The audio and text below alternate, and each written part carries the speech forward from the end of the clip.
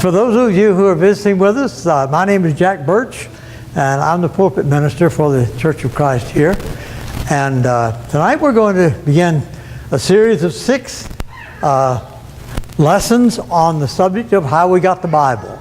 It's something that people don't investigate very much, but they wonder about it sometime. And it's an extremely fascinating topic. And I really believe you'll enjoy some of the history that's gone on here and see something about what went into bringing the Bible down to us. We've heard of the various copyists and the copying the manuscripts and how old the manuscripts are and all this sort of thing. And to a lot of people, this is a total mystery. I hope tonight that, tonight and the next 5 evenings, I hope we can bring a little system to that, a little organization to that, so that we'll understand just a little bit more about what the Bible, the history of the transmission of the Bible really was, why we have the books of the Bible that we have, how did we get them, what about variations in the manuscripts, and a wide variety of things like that. So that's kind of what we'll do this evening. I hope that we'll have time for your questions. I welcome your questions. Please feel free to differ with me. If I say something, you say, well, all my life I was taught so-and-so, or I don't think that's accurate or something. That's not going to bother me at all, folks. Ask whatever you want. Say whatever you want as when the question and answer period comes along. And we'll do the best we can toward answering some of those things. Let's bow together for an opening prayer, please. Lord God, we're thankful for your word. We're thankful for the people who have worked and copied and sacrificed so much to bring this Bible to us. We ask, Father, that as we study together the transmission of your word, that we may do so with a profitable motive, and that we'll be able to understand this transmission of the Bible in a way that will clarify some of the confusion that's in the world today. Watch over us, Father, and guide our lives that we may serve you better. In Christ's name, amen.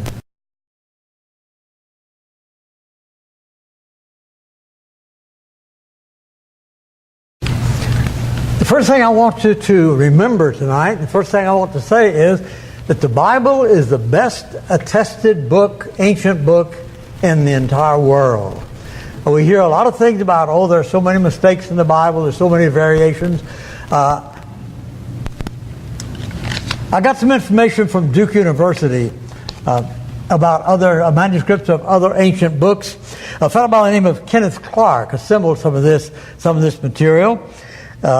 We all know of Homer, the great Greek writer and all. The earliest manuscript that we have, and it's just one manuscript, the earliest one we have of Homer comes from the 13th century A.D. Homer lived in the 8th century B.C. Herodotus, the famous Greek historian, he died in 424 B.C. The earliest manuscript that we have of the work of Herodotus is the 10th century A.D. And we have only one manuscript. Virgil, the Roman poet, the manuscript that we have of him comes from the 4th century A.D., but he died in 19 B.C. Now, what does that say to us? I hope that says to us that the Bible that you have in your home, the Bible that you read, is absolutely a reliable document. Now, are there variations in the manuscript? Oh boy, a bunch of them. Thousands and thousands. And we're going to talk about them.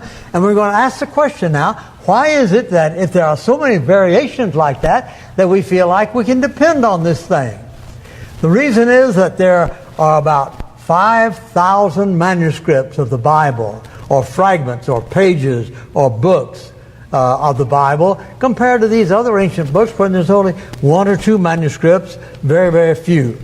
So, many people don't know anything about this subject, and I'm not saying that I'm some kind of an authority, but many people don't know anything about this subject because the subject is really not talked about very much except in a derogatory way. And so, as a result of that, very little is said about this whole thing. The history of the Bible really begins with the history of writing. So we're going to spend some time tonight just talking about writing. And we'll see how that works into this whole thing of our history of the Bible. By doing this, this will give us a good foundation to build on.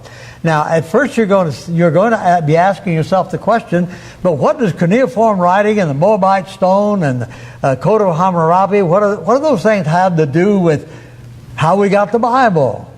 Well, we're going to try to see some of those things and see just exactly what happened here. So the first thing we'll do is look at some things about ancient writing, early types of writing. Of course, we use a regular alphabet. That was years and years and centuries in developing, and unfortunately, the alphabet that we use today is not the alphabet that other people used. For example, the old Egyptians and also the Babylonians, and this has not been known but just a matter of a few decades. The early Babylonians also used hieroglyphics, picture writing, and probably this type of writing was the first way that people communicated in that way. Then there was another type of writing that really came out of Babylon or out of the Middle East, Mesopotamia, and that was called cuneiform. I've seen some cuneiform. I can't read it. I don't know a thing in the world about it, but I've seen some of it, and it's amazing how confusing cuneiform is.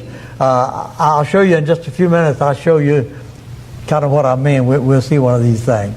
In about 1500 BC, we have the Canaanites who occupied the land of Palestine before the Hebrews went there. About 1500 BC, we have writing of some sort coming out of Canaan. And part of this writing was this picture writing, hieroglyphics, but most of it was cuneiform. And we'll see what cuneiform looked like and so forth in just a few moments. Then, of course, there was always the writing in stone. The Egyptians were big on this. The Babylonians were big on this. I don't have a picture of this, but I do have some pictures at home of temples in Egypt. And there's writing all over the walls. And it's very decorative. It's all these hieroglyphics, and picture writing and this sort of thing. Very, very interesting. And then there was a discovery of something that was called the Rosetta Stone. And this is not the modern day language program, or something like that. But notice the Rosetta Stone there, up in the left-hand corner, is just a front view of it.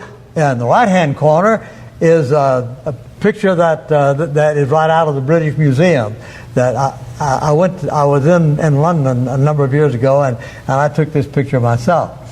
I've got to tell you a story about this one because there's such an interesting story about it.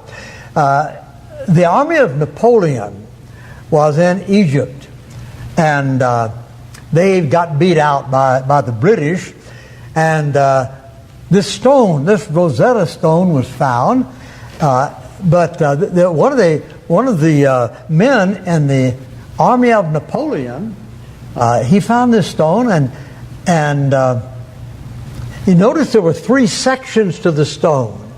Well, when the British came in, they took the stone away and carried it over to the British Museum, and there was a scholar there who knew the languages that were involved here, and the languages were Greek. Well, he knew part of it, Greek, and one called Demotic. It was an Egyptian language. He knew a little bit about that, and another was called the hieroglyphics. But nobody knew how to read hieroglyphics. So what they did, they knew how to read Greek, and they came up with the idea, maybe this is 3 accounts of the same thing. And so by using the Greek that they knew, they made comparisons and found out where certain pictures, continued to appear, and they saw how the Greek was written there, and they deciphered the hieroglyphic script by using this Rosetta Stone. So this thing is just really of great importance. And then the Demotic was a Coptic or an Egyptian language, which was different from the hieroglyphics, and they deciphered some of it. I already knew some of that, but they deciphered some of that also. By 3300 BC, in Egypt and in Babylon, stone was very, very frequently used in writing. Now, stone was not very handy, though, because, you got all these stones. You can't pick up a bunch of stones and carry them somewhere and sit down and do some reading in a library or something like that. And so that was difficult. The most important thing we know of that was written on stone was what? The Ten Commandments, written on stone. Okay, this took place probably somewhere. We're not real sure. We're not real sure because there's a chronological problem, but somewhere between about 1400 and 1200 BC is the time when Moses received the Ten Commandments. The Moabite stone. The message on the Moabite stone is also contained, or an account of some of the same things are contained in the Bible. The Moabite stone was discovered, and one of the archaeologists, one of the first things that he did was to pour some, kind of like plastic. They didn't have plastic at that time, but he poured something over this stone so that it would make a direct imprint of the letters on the stone. And he took that off after it dried, took that off, and then, lo and behold, there was an Arab there who recognized that these guys think this stone has something to do with their religion. And so in the night, an Arab came and stole the stone, and he broke it up into pieces, 3 or 4 or 5 pieces. And what happened was, and you can see the pieces right there, you can see how it was broken, and what happened was this, that he sold these pieces to people who thought this is a religious symbol, this is a religious thing. Put it over there on your farm, put it in your field, and it will have a magical effect on your crops. And so he sold this stuff.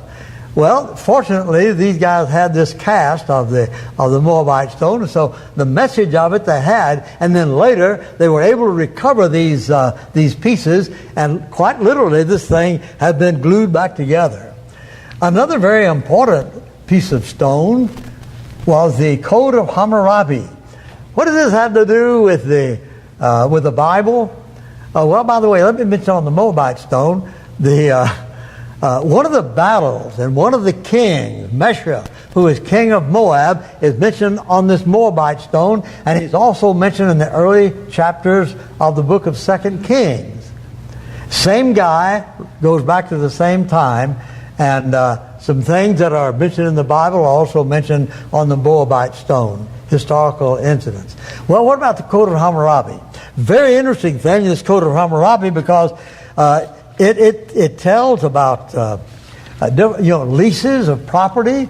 It tells about laws that control slavery.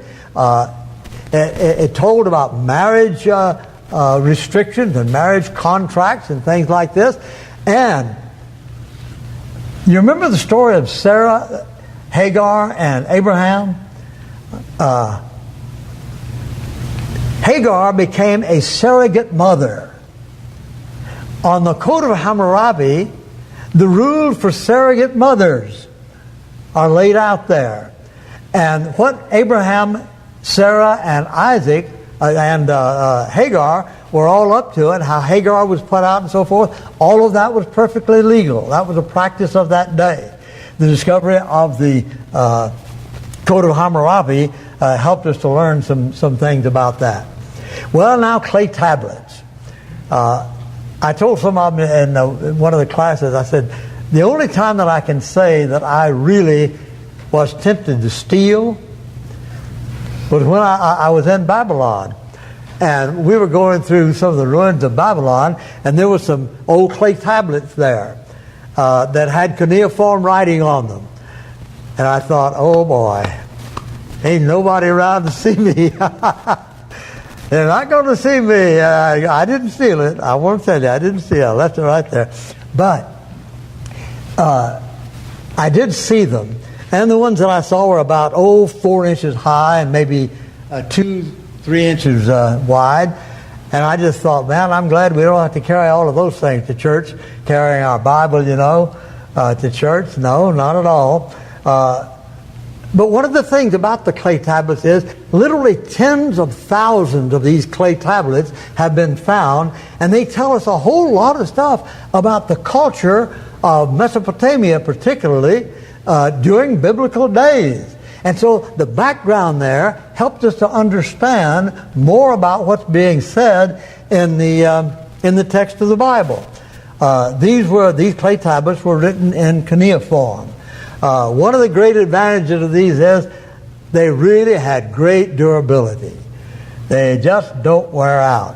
And a lot of times they were protected, and so they were in the inside. And so the ones that have been discovered, many of them have been discovered, and those clay tablets just tell us all kinds of things about the ancient kings. Well, just let me give you an example. There was a king in the book of Isaiah. He's mentioned one time. His name's Sargon, and was not known anywhere else in history. That's the only place anybody ever heard of this guy Sargon. And so historians threw light on the Bible, said, the Bible just full of all kinds of stuff like that. That's not really true. Well, in the 1800s, they were digging in what they thought was going to be old Nineveh, but it turned out to be the palace of guess who? Sargon. Zimri-Lim. Zimri-Lim was at a different time. But Sargon, the palace of Sargon, they found the annals of Sargon, which now again are in the British Museum. There's a bust about that high of Sargon. And we know more about Sargon now than most of the other kings of the country of Assyria. Well, all of that was written in cuneiform. Now, this is cuneiform. Would anybody like to read that for us? The way they made did cuneiform writing, they would take a clay tablet and a little stylus that was not pointed, but wedge-shaped on the end. And they would stick this wedge-shaped stylus in certain places, and they had certain relationships to each other. I don't know a thing in the world about it, except you know as much about it now as I do. And then they would bake that thing, that clay tablet, and that was their alphabet. Many different nations used that alphabet. Nations, particularly through the Mesopotamian, Tigris-Euphrates Valley, and then also it became a script of international importance. And nations would write letters to other nations on clay tablets, and they would use this cuneiform. And so this was a very, very important discovery. Now, what about the Gilgamesh epic? The Gilgamesh epic is a Babylonian account of an ancient worldwide flood. Many, many nations have accounts in their own languages of worldwide floods. And the Gilgamesh epic is the story of a worldwide flood that was written by some people in Babylon. I've read this thing, not in cuneiform. I read translations of it, and it's a very interesting story about how all of this took place. It's a polytheistic, many-god kind of a thing, and it has a little bit of relationship to Noah and the ark, but it does show that nations all over the world had stories about a worldwide flood. There's even some down in South America that have traditions about a worldwide flood. Well, that's the writing of cuneiform writing. What about leather? Leather at one time was used particularly by the Egyptians about 2900 BC. And there's one of the really interesting things that writings that was on much of what was on leather, and that's the old Dead Sea Scrolls. How many of you have heard of the Dead Sea Scrolls? Raise your hand. Okay, that's almost everybody. I've got a couple of stories I've got to tell you about the Dead Sea Scrolls. Both of them are true, by the way. One did not have anything to do with me. Well, except I was sitting in an archaeology class in college, and the teacher came in and he said, "Wow, guess what is in the latest journal of archaeology?" And he told us about the discovery of some scrolls over in some caves near the Dead Sea. The Dead Sea, of course, was right there, the southern part of Israel, southern part of Palestine. Well, here's the way it was discovered, or they were discovered. There was an Arab boy, about 14 years old, and he was taking care of some goats, and he lost a goat, and he went out to find his goat, and he looked up on a cliff, kinda, and well, let me see, okay, there it is. He looked up on this cliff, and there's a cave, and you know how 14-year-old kids do. Picked up a rock, see if he could throw it into the hole, the cave. It did. It went in the cave, but it hit something, and he heard something crash. So he knew there's something up there. He went and got a friend. They made a ladder, climbed up, and lo and behold, there was a jar there about that high, and it had a scroll in it. He took this scroll out, and nobody knows exactly what happened about that scroll, but he finally sold it to the patriarch of the Greek Orthodox Church, if I remember correctly, there in Jerusalem. An accidental discovery which turns out to be the greatest manuscript discovery of the 20th century, okay, because it was discovered about 1947. Now, let me tell you another funny story. When I was in Jerusalem, back in about 67, something like that, my wife and I went into a little antiquity shop right near our hotel, and we wanted to buy some souvenirs, kind of. Well, they had a little oil lamp, and there's a virgin's oil lamp, like in the Bible. And this fellow said, "Well, that comes out of the time of Christ." Yeah, I'm a tourist, okay? I'm a tourist.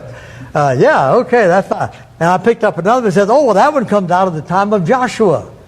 And we're getting better, older and older. And, yeah, okay. And he could tell that I really, I didn't believe that stuff. And so I asked him, I said, "Is there any kind of verification that I get?" He said, "Yes, it's the man right over here who is an archaeologist. He is the first person to have purchased the Dead Sea Scrolls." This tale is getting bigger and bigger, He's the first purchaser of the Dead Sea Scrolls. Yeah, okay. And he looked at it and says, "Yeah, this is authentic." And he said, "Anything that this man here, the owner of the place, anything he tells you, you can rely on." I had an idea they were in cahoots with each other, Well, we went ahead and bought them. We bought 3 of them. And then the next day, I was in the library at the Archaeological Museum in Jerusalem.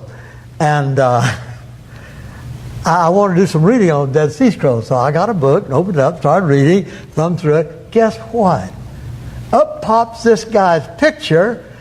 Under the picture it says, "The first purchaser of the Dead Sea Scrolls." True story, folks. True story.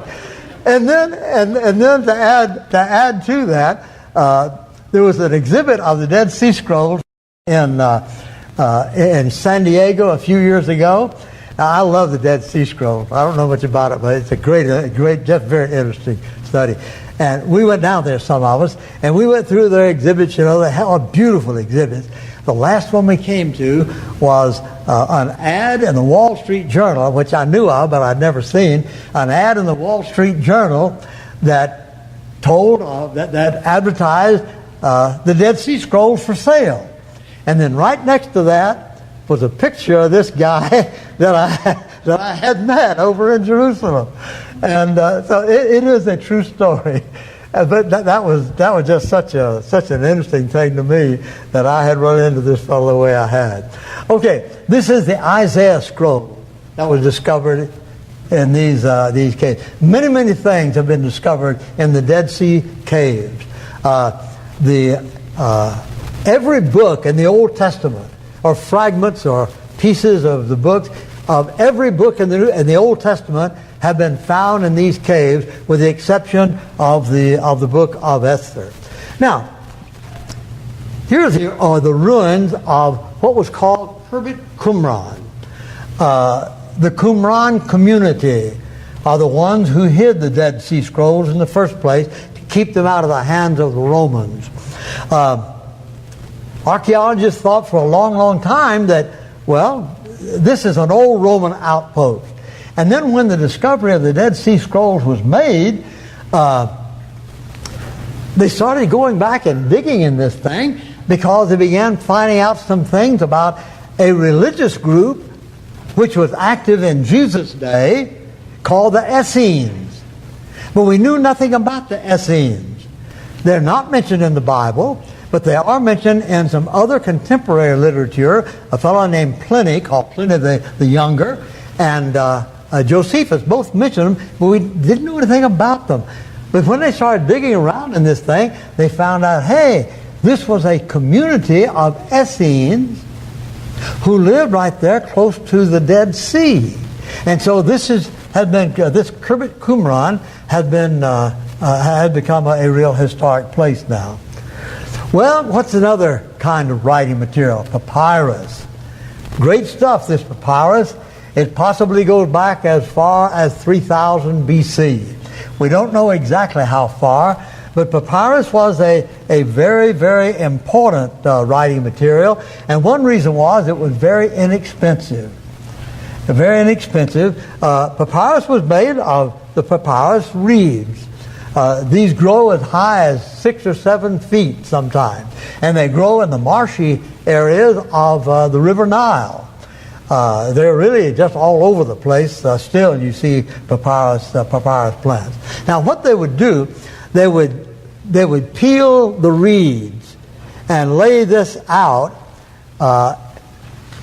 this way and then this way, and that way they gave strength to it and all. And they glued this all together, and then they would glue them together in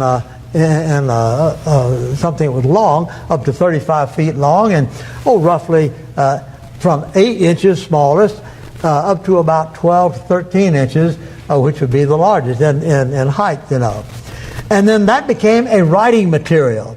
Well, we have some papyrus manuscript. This is the Chester Beatty papyrus. This comes out of about 180 to 200 BC. AD. We don't know exactly where these came from. We do know this, that this man named Chester Beatty went down to Egypt, and he found these in an antiquities dealer, and he purchased them, and then lo and behold, we find out that these papyrus things of Chester Beatty turned out to be very important manuscripts.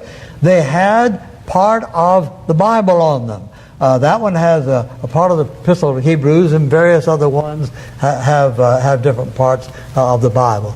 Big disadvantage, though, to this whole thing of papyrus.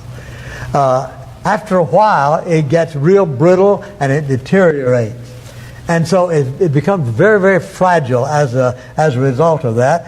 But papyrus was the thing that everybody used to write on. And so something else had to come up. Well, animal skin. Very durable. Another funny story. True story, though. By the way, the stories that I will tell you tonight are true stories. Okay, I have some otherwise, too, but these are true. In the first century, there was Egypt was the big exporter of papyrus. There was a man in, excuse me, I said the first century BC. There was a man in Pergamum, which is part of Asia Minor, part of modern-day Turkey, right close to the western shore, western extremity of the country of Turkey. And he was a collector of books, and he bought a lot of papyrus and stuff. And he and the Egyptians had a falling out. And the Egyptians just said, I know what we'll do with this guy. We'll cut off the shipping of all papyrus to any place in the, what was Asia Minor then. So he had to come up with something else to write on. They had nothing to write on, and so leather had been used, but leather would deteriorate, and so they came up with something that they called parchment. What they did, they took the skin of an animal, scraped all the hair off, and then they treated it with pumice. They would rub it with pumice. And I don't know how that worked, but it worked. And so this parchment became very durable, very easy to write on, and flexible. And so parchment was developed in Pergamum. You remember one of the 7 churches of Asia, Pergamum? That's where parchment was developed. Well, one of the great things about parchment was that it was very durable. It would last and last and last. And if you go to, well, as a matter of fact, if you go to the Huntington Library out here in Monrovia, isn't it? Pasadena, okay. If you go to the Huntington Library, they've got a whole lot of parchment manuscripts. And I think there are a couple that are biblical manuscripts. They have them at various times that are biblical manuscripts. Very, very durable, and we even have Hebrew manuscripts that are on parchment. Well, what about, though, the origin of the Bible? How is the Bible written? We've seen some things about, and we'll continue this next time, but we've seen some things about the writing materials and the way they wrote and the development of alphabets and things like this. Well, how was the Old Testament written? Very frankly, there's not very much that we know about that. Why? Well, there's a good reason for it. The Old Testament was a Jewish book. It was a national book. And so they were not interested in circulating it to the Gentile nations. They were interested only in their own nation. Judaism was not and is not an evangelistic religion. And so they didn't do nearly as much copying of it. And then when the temple was destroyed in AD 70, the temple, Jerusalem, the whole city was destroyed by the Romans.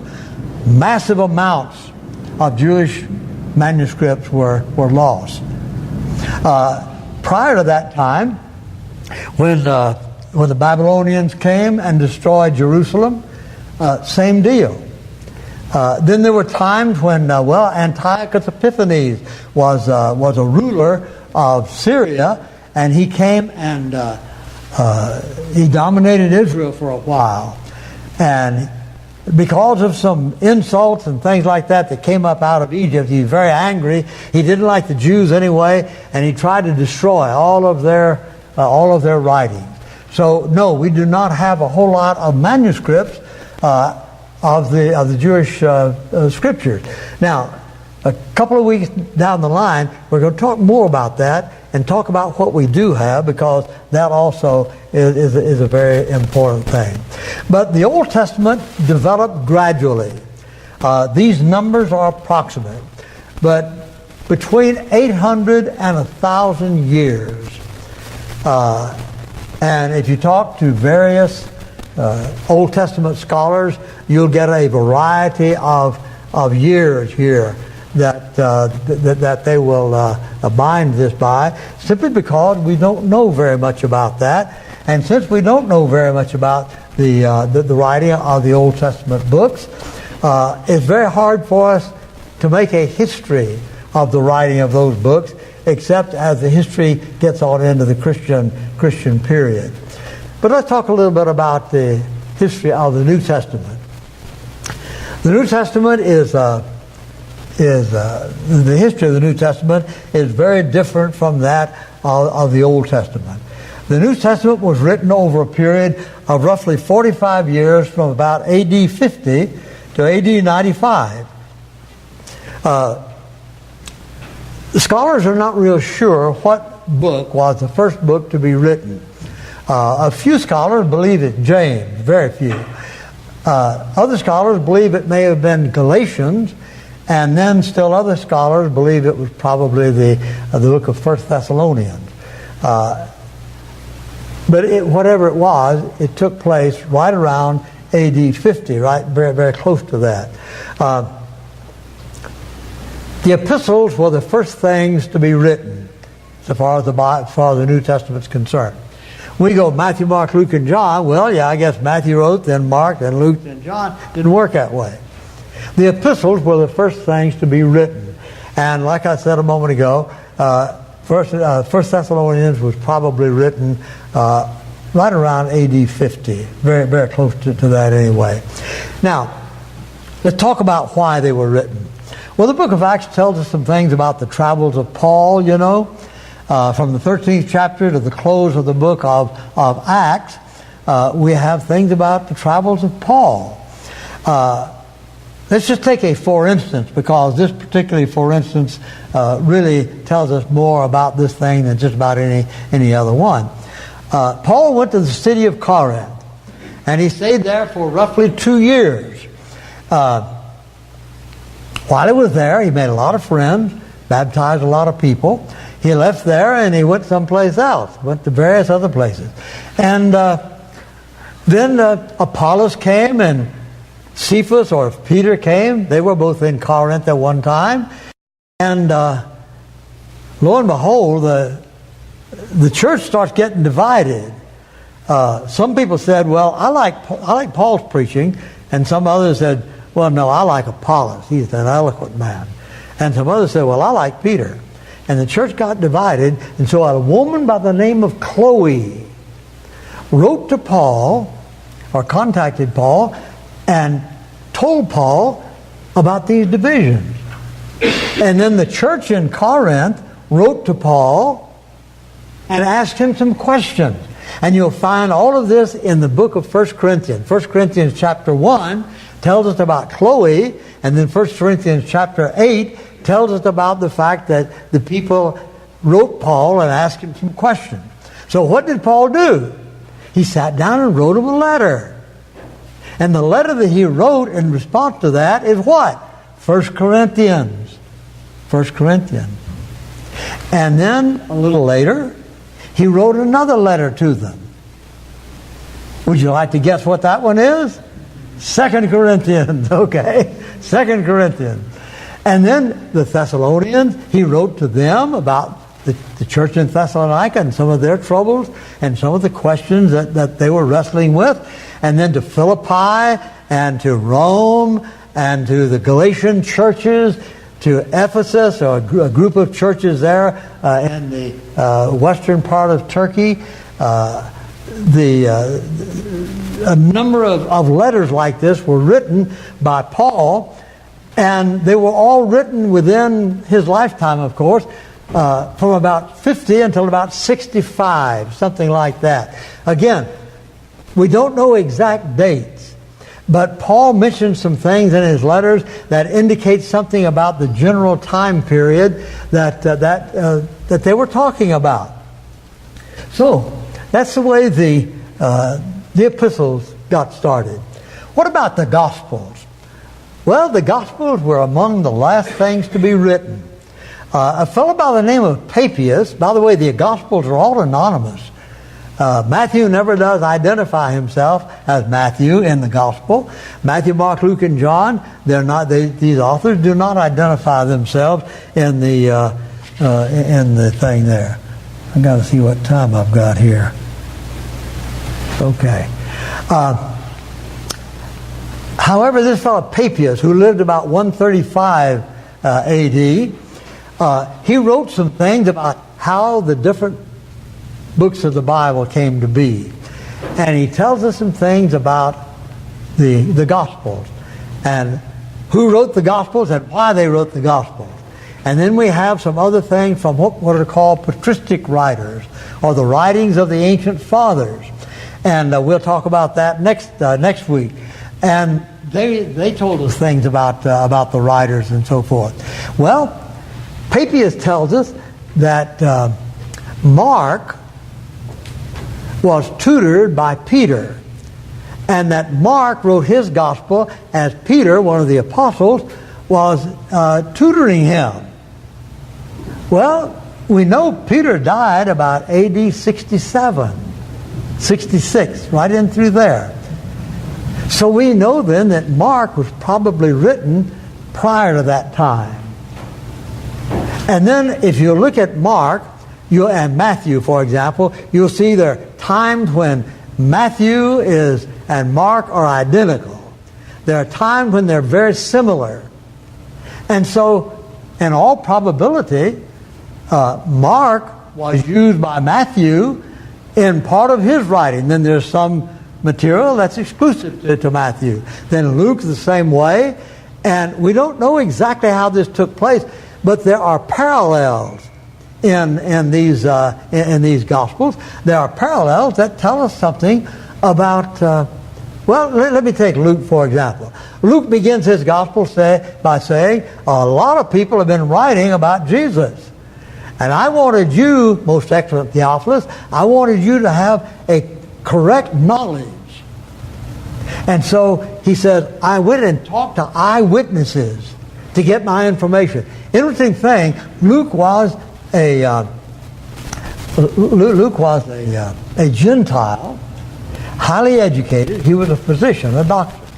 But Luke says, I talked to eyewitnesses, but Luke was not himself an eyewitness of Christ. And so the Gospels, Matthew, Mark, and Luke, they're called the synoptics because they look alike. Now, John was written about AD 95. About AD 90. The book of Revelation was probably written about AD 95. But the book of John is very different from Matthew, Mark, and Luke.